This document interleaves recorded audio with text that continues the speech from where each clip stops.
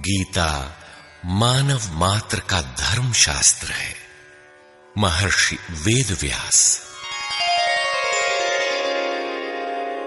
श्री कृष्णकालीन महर्षि वेदव्यास से पूर्व कोई भी शास्त्र पुस्तक के रूप में उपलब्ध नहीं था। श्रुत ज्ञान की इस परंपरा को तोड़ते हुए उन्होंने 4 वेद, ब्रह्मसूत्र, महाभारत, भागवत एवं गीता जैसे ग्रंथों में पूर्व संचित भौतिक एवं आध्यात्मिक ज्ञान राशि को संकलित कर अंत में स्वयं ही निर्णय दिया कि गीता सुगीता कर्तव्या किमन्यै शास्त्र विस्तरैः या स्वयं पद्मनाभस्य मुखपद्माद विनिसृता। भीष्म पद।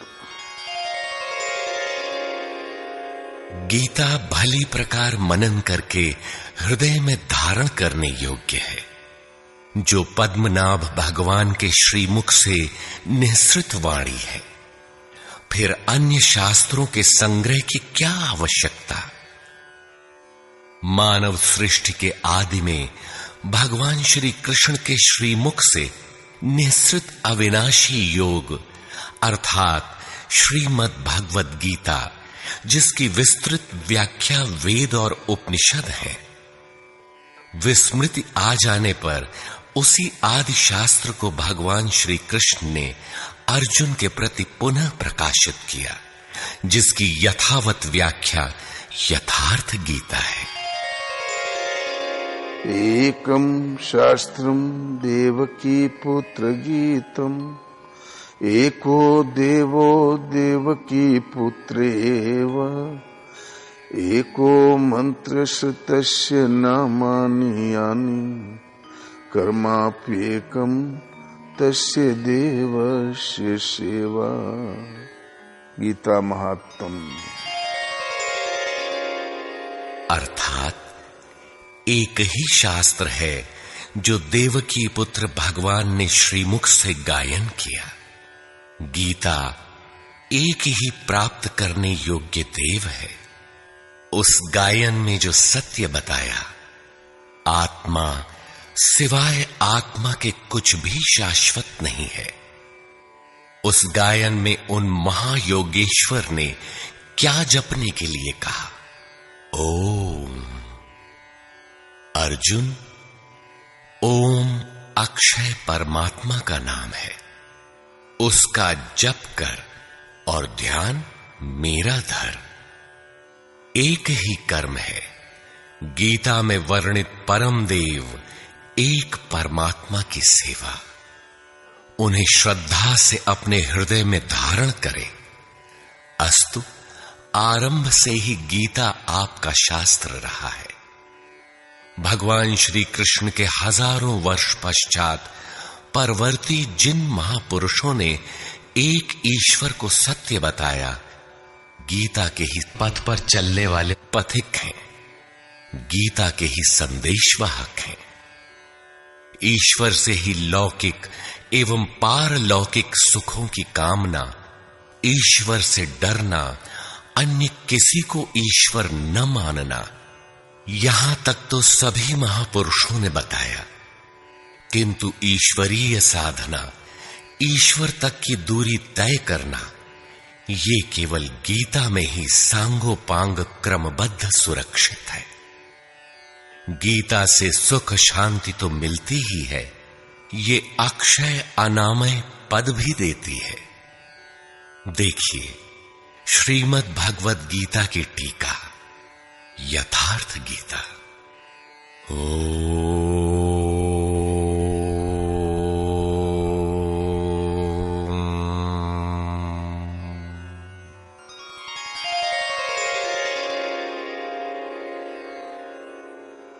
धर्म सिद्धांत 1। सभी प्रभु के पुत्र। ममैवांशो जीवलोके जीवभूतः सनातनः मनः षष्ठानीन्द्रियाणि प्रकृतिस्थानि कर्षति। सभी मानव ईश्वर की संतान है, मेरे विशुद्ध अंश हैं। मानव तन की सार्थकता। किं पुनर्ब्राह्मणा पुण्या भक्ता राजर्षयस्तथा अनित्यमसुखं लोकम् इमं प्राप्य भजस्व माम्। सुख रहित क्षण भंगुर किंतु दुर्लभ मानव तन को पाकर मेरा भजन कर। अर्थात भजन का अधिकार मनुष्य शरीरधारी को है। मनुष्य की केवल दो जाति। द्वौ भूतसर्गौ लोकेऽस्मिन् दैव आसुर एव च। दैवो विस्तरशः प्रोक्त आसुरं पार्थ मे शृणु। मनुष्य केवल दो प्रकार के हैं, देवता और असुर।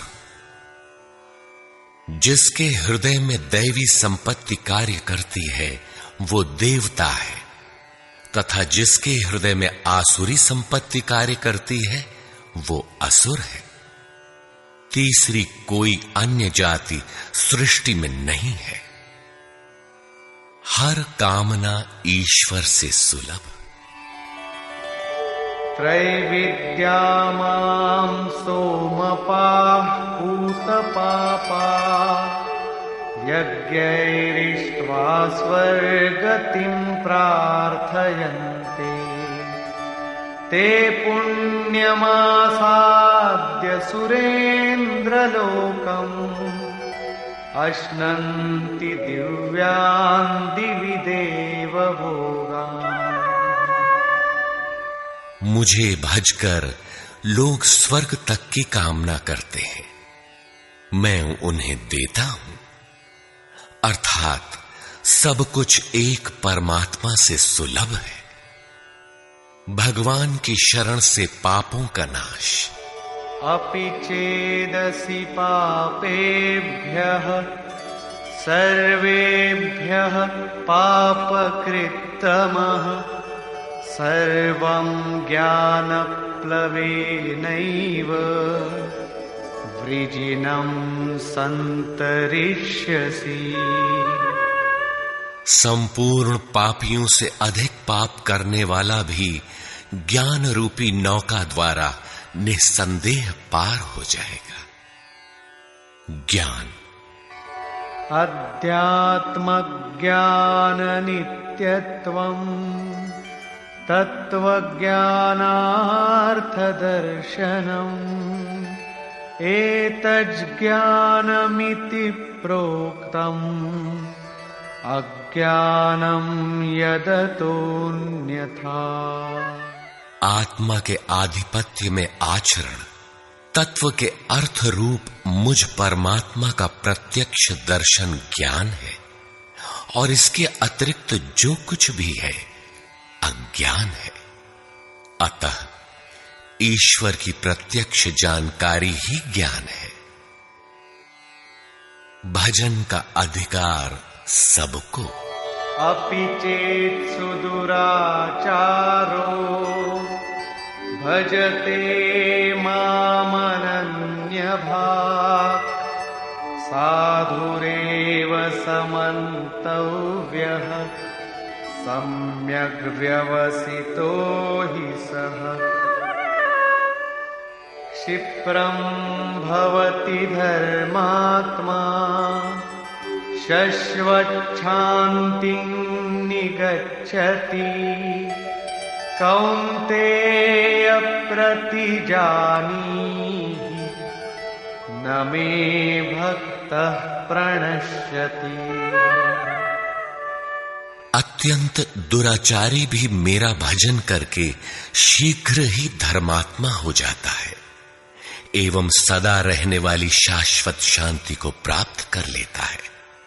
अतः धर्मात्मा वो है जो एक परमात्मा के प्रति समर्पित है और भजन करने का अधिकार दुराचारी तक को है। भगवत पथ में बीज का नाश नहीं। नेहाभिक्रमनाशोऽस्ति प्रत्यवायो न विद्यते स्वल्पमप्यस्य धर्मस्य त्रायते महतो भयात्। धर्म अर्थात आत्मदर्शन की क्रिया का स्वल्प आचरण भी जन्म मरण के महान भय से उद्धार करने वाला होता है। धर्म अपरिवर्तनशील है।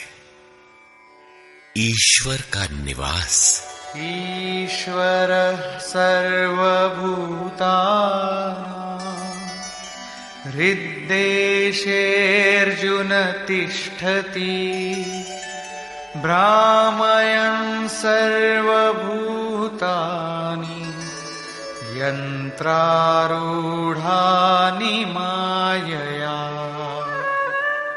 ईश्वर सभी भूत प्राणियों के हृदय में रहता है, तो शरण किसकी जाए?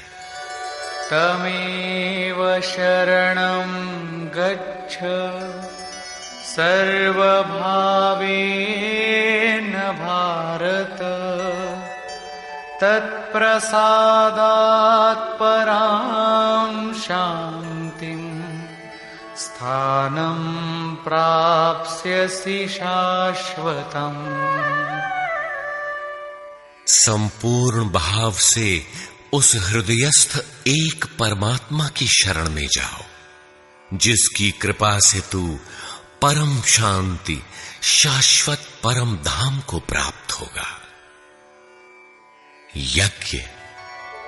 सर्वाणि इन्द्रियकर्माणि प्राणकर्माणि चापरे आत्मसंयमयोगाग्नौ जुह्वति ज्ञानदीपिते। संपूर्ण इंद्रियों के व्यापार को, मन की चेष्टाओं को ज्ञान से प्रकाशित हुई आत्मा में संयम रूपी योगाग्नि में हवन करते हैं। अपाने जुह्वति प्राणं प्राणे पानं तथा परे प्राणापानगतिरुद्ध्वा प्राणायाम परायणा। बहुत से योगी श्वास को प्रश्वास में हवन करते हैं और बहुत से प्रश्वास को श्वास में। इससे उन्नत अवस्था होने पर अन्य श्वास प्रश्वास की गति रोककर प्राणायाम परायण हो जाते हैं। इस प्रकार योग साधना की विधि विशेष का नाम यज्ञ है। उस यज्ञ को कार्य रूप देना कर्म है। कर्म।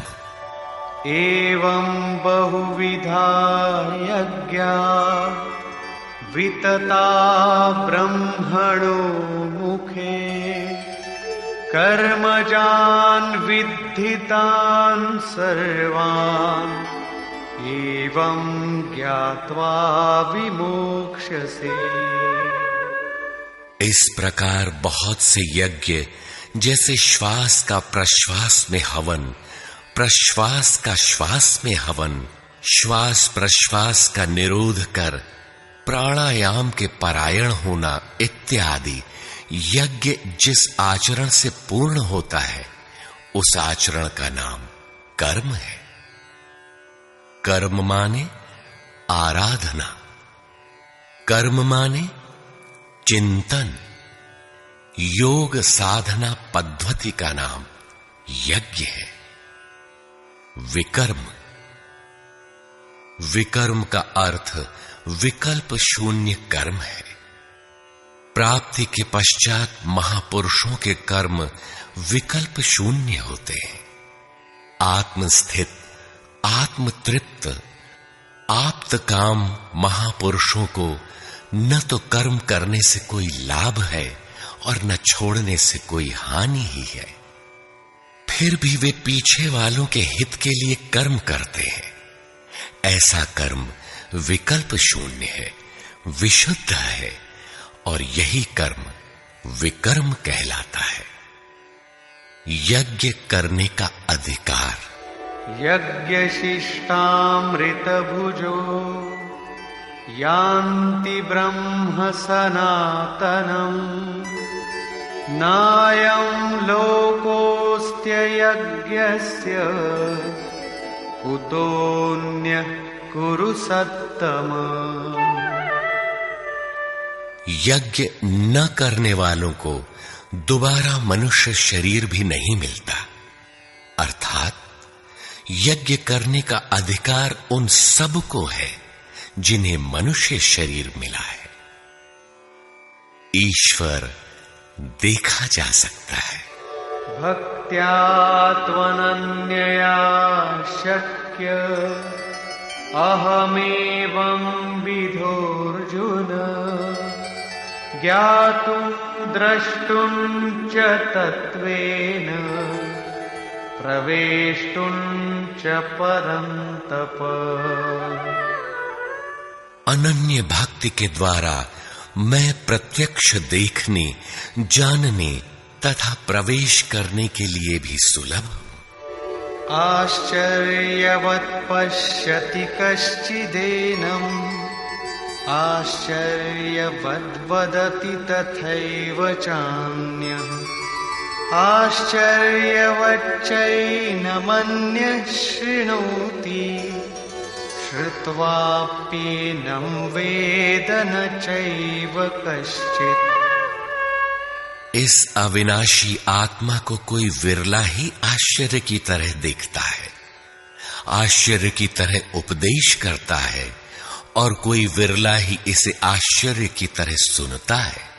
अर्थात ये प्रत्यक्ष दर्शन है। आत्मा ही सत्य है, सनातन है। अच्छेद्योऽयमदाह्योऽयम् अक्लेद्यो शोष्य एव च नित्यः सर्वगतः स्थाणुः अचलोऽयं सनातनः। ये आत्मा सर्वव्यापक, अचल, स्थिर रहने वाला और सनातन है। आत्मा ही सत्य है। विधाता और उससे उत्पन्न सृष्टि नश्वर है। आब्रह्म भुवनाल्लोकाः पुनरावर्तिनोऽर्जुन मामुपेत्य तु कौन्तेय पुनर्जन्म न विद्यते। ब्रह्मा और उससे निर्मित सृष्टि, देवता और दानव दुखों की खानी, क्षणभंगुर और नश्वर है, किंतु मेरा भक्त कभी नष्ट नहीं होता। भजन एक परमात्मा का करना चाहिए। देव पूजा। कामैस्तैस्तैर्हितज्ञानाः प्रपद्यन्तेऽन्यदेवताः तन्तन्नियममास्थाय प्रकृत्या नियताः स्वया। कामनाओं से जिनकी बुद्धि आक्रांत है, ऐसे मूढ़ बुद्धि ही परमात्मा के अतिरिक्त अन्य देवताओं की पूजा करते हैं। येऽप्यन्यदेवता भक्ता यजन्ते श्रद्धयान्विताः तेऽपि मामेव कौन्तेय यजन्त्यविधिपूर्वकम्। देवताओं को पूजने वाला मेरी ही पूजा करता है, किंतु वह पूजन अविधि पूर्वक है, इसलिए नष्ट हो जाता है। यजन्ते सात्विका देवान् यक्षरक्षांसि राजसाः प्रेतान् भूतगणांश्चान्ये यजन्ते तामसा जनाः। अर्जुन, शास्त्र विधि को त्याग कर भजने वाले सात्विक श्रद्धा वाले देवताओं को, राजस पुरुष यक्ष राक्षसों को और तामस पुरुष भूत प्रेतों को पूजते हैं, किंतु कर्षयन्तः शरीरस्थं भूतग्राममचेतसः मां चैवान्तः शरीरस्थं तान् विद्यासुरनिश्चयान्। वे शरीर रूप से स्थित भूत समुदाय और अंतर्यामी रूप में स्थित मुझ परमात्मा को कृश करने वाले हैं। उनको तू असुर जान, अर्थात देवताओं को पूजने वाले भी आसुरी वृत्ति के अंतर्गत हैं। अधम तानहं द्विषतः क्रूरान् संसारेषु नराधमान् क्षिपाम्यजस्रमशुभान् आसुरीष्वेव योनिषु। जो यज्ञ की नियत विधि छोड़ कल्पित विधियों से यजन करते हैं, वे ही क्रूर कर्मी, पापाचारी तथा मनुष्यों में अधम है, अन्य कोई अधम नहीं है। नियत विधि क्या है? ओमित्येकाक्षरं ब्रह्म व्याहरन् मामनुस्मरन् यः प्रयाति त्यजन् देहं स याति परमां गतिम्। ओम, जो अक्षय ब्रह्म का परिचायक है, उसका जप तथा मुझ एक परमात्मा का स्मरण, तत्वदर्शी महापुरुष के संरक्षण में ध्यान। शास्त्र इति गुह्यतमं शास्त्रम् इदमुक्तं मया नघ एतद्बुद्ध्वा बुद्धिमान् स्यात् कृतकृत्यश्च भारत। इस प्रकार यह अति गोपनीय शास्त्र मेरे द्वारा कहा गया। इसे तत्व से जानकर मनुष्य पूर्ण ज्ञाता तथा कृतार्थ हो जाता है। अतः योगेश्वर श्री कृष्ण की यह वाणी स्वयं में पूर्ण शास्त्र है। तस्मात् शास्त्रं प्रमाणन्ते कार्याकार्यव्यवस्थितौ ज्ञात्वा शास्त्रविधानोक्तं कर्म कर्तुमिहार्हसि।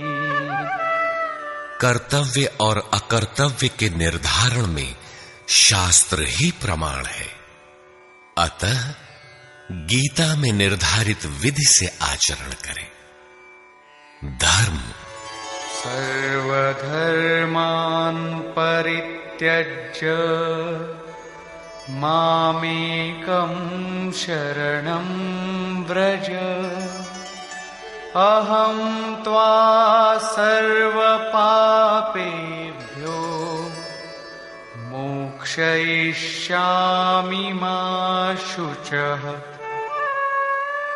धार्मिक उथल पुथल को छोड़ एकमात्र मेरी शरण हो जा, अर्थात एक भगवान के प्रति पूर्ण समर्पण ही धर्म का मूल है। उस प्रभु को पाने की नियत विधि का आचरण ही धर्माचरण है, और जो उसे करता है वो अत्यंत पापी भी शीघ्र धर्मात्मा हो जाता है। धर्म प्राप्त कहां से करें? ब्रह्मणो हि प्रतिष्ठाहम् अमृतस्याव्ययस्य च शाश्वतस्य च धर्मस्य सुखस्यैकान्तिकस्य च। उस अविनाशी ब्रह्म का, अमृत का, शाश्वत धर्म का और अखंड एक रस आनंद का मैं ही आश्रय हूं, अर्थात परमात्म स्थित सद्गुरु ही इन सब का आश्रय है। नोट: विश्व के सारे धर्मों की सत्य धारा एक ईश्वर गीता का ही प्रसारण है।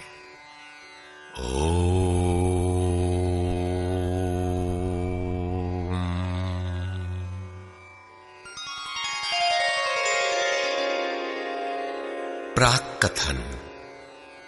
वस्तुतः गीता पर टीका लिखने की अब कोई आवश्यकता प्रतीत नहीं होती, क्योंकि इस पर सहस्त्रों टीकाएं लिखी जा चुकी हैं, जिनमें 50 तो केवल संस्कृत में ही है। गीता को लेकर 50 मत हैं, जबकि सबकी आधारशिला एकमात्र गीता है।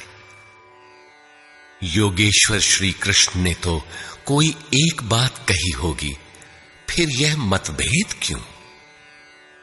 वस्तुतः वक्ता एक ही बात कहता है, किंतु श्रोता यदि 10 बैठे हों तो 10 प्रकार के आशय ग्रहण करते हैं। व्यक्ति की बुद्धि पर तामसी, राजसी अथवा सात्विक गुणों का जितना प्रभाव है, उसी स्तर से उस वार्ता को पकड़ पाता है, इससे आगे वो समझ नहीं पाता। अतः मतभेद स्वाभाविक है।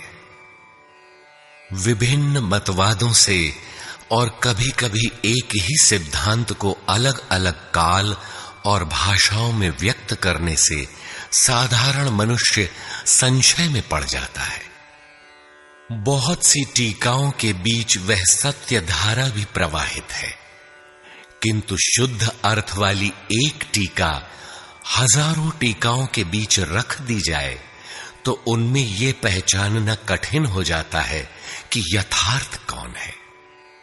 वर्तमान काल में गीता की बहुत सी टीकाएं हो गई हैं, सभी अपनी अपनी सत्यता का उद्घोष करती हैं, किंतु गीता के शुद्ध अर्थ से वे बहुत दूर हैं।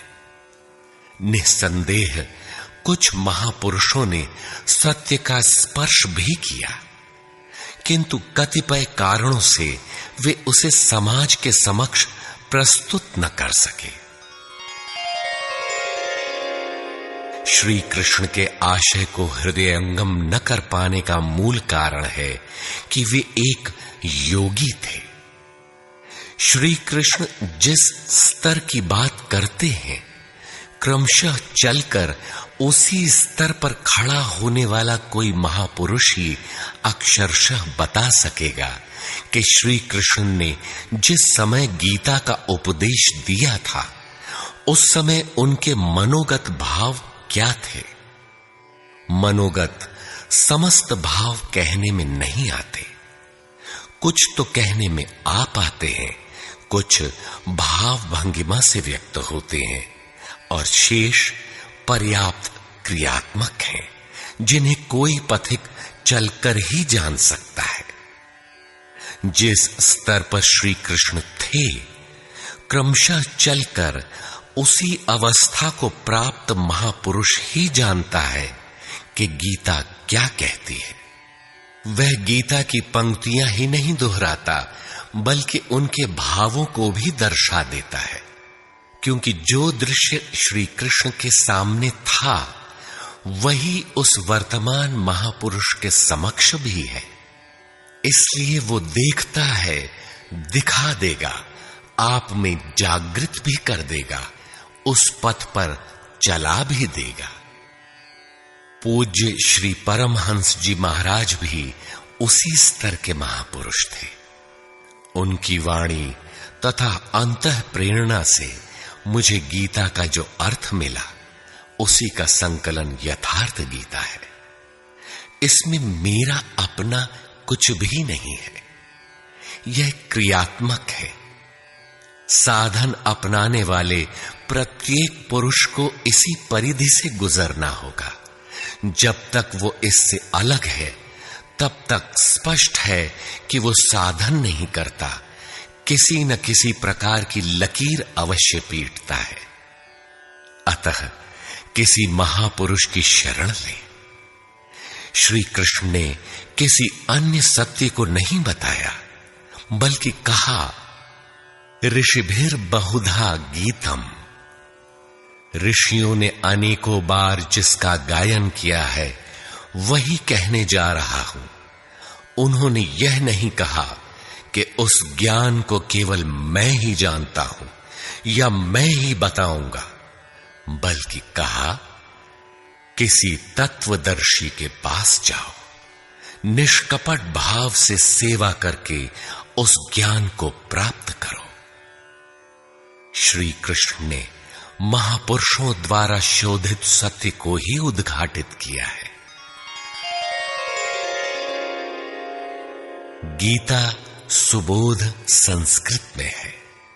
यदि अन्वयार्थ ही लें तो गीता का अधिकांश आप स्वयं हृदयंगम कर सकेंगे, किंतु आप ज्यों का त्यों अर्थ नहीं लेते।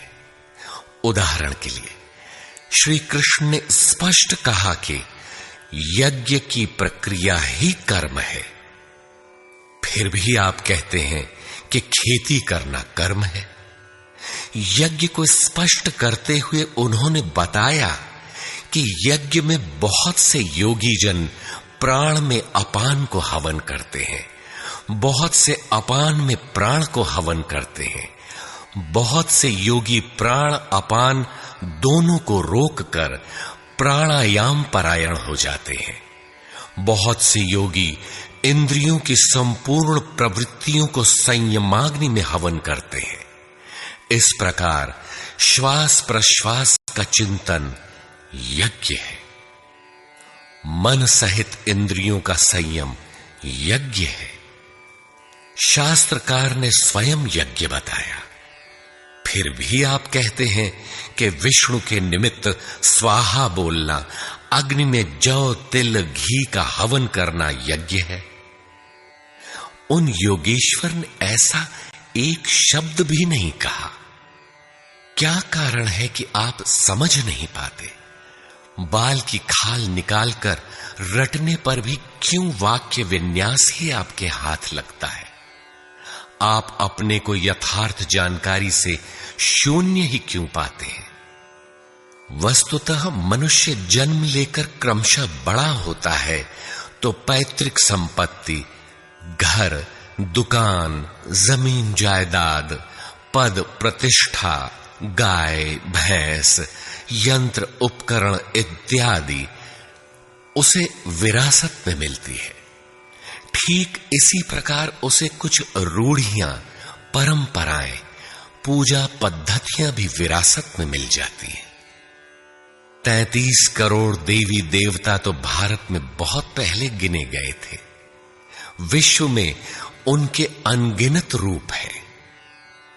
शिशु ज्यों ज्यों बड़ा होता है, अपने माता पिता भाई बहन पास पड़ोस में इनकी पूजा देखता है। परिवार में प्रचलित पूजा पद्धतियों की अमिट छाप उसके मस्तिष्क पर पड़ जाती है। देवी की पूजा मिली तो जीवन भर देवी देवी रटता है। परिवार में भूत पूजा मिली तो भूत भूत रटता है। कोई शिव तो कोई कृष्ण तो कोई कुछ पकड़े ही रहता है। उन्हें वो छोड़ नहीं सकता। ऐसे भ्रांत पुरुष को गीता जैसा कल्याणकारी शास्त्र मिल भी जाए तो वो उसे नहीं समझ सकता। पैतृक संपदा को कदाचित वो छोड़ भी सकता है, किंतु इन रूढ़ियों और मजहबी पचड़ों को नहीं मिटा सकता। पैतृक संपत्ति को हटाकर आप हजारों मील दूर जा सकते हैं, किंतु दिल दिमाग में अंकित ये रूढ़िगत विचार वहां भी आपका पिंड नहीं छोड़ते। आप सिर काट कर अलग तो नहीं रख सकते, अतः आप यथार्थ शास्त्र को भी उन्हीं रूढ़ियों, रीति रिवाजों, मान्यताओं और पूजा पद्धतियों के अनुरूप ढाल कर देखना चाहते हैं। यदि उनके अनुरूप बात ढलती है, वार्ता का क्रम बैठता है, तो आप उसे सही मानते हैं, और नहीं ढलती तो गलत मानते हैं। इसीलिए आप गीता का रहस्य नहीं देख पाते। गीता का रहस्य रहस्य ही बनकर रह जाता है। इसके वास्तविक पारखी संत अथवा सद्गुरु हैं। वही बता सकते हैं कि गीता क्या कहती है। सब नहीं जान सकते। सबके लिए सुलभ उपाय यही है कि इसे किसी महापुरुष के सानिध्य में समझें, जिसके लिए श्री कृष्ण ने बल दिया है। गीता किसी विशिष्ट व्यक्ति, जाति, वर्ग, पंथ, देश काल या किसी रूढ़िग्रस्त संप्रदाय का ग्रंथ नहीं है, बल्कि यह सार्वलौकिक, सार्वकालिक धर्म ग्रंथ है।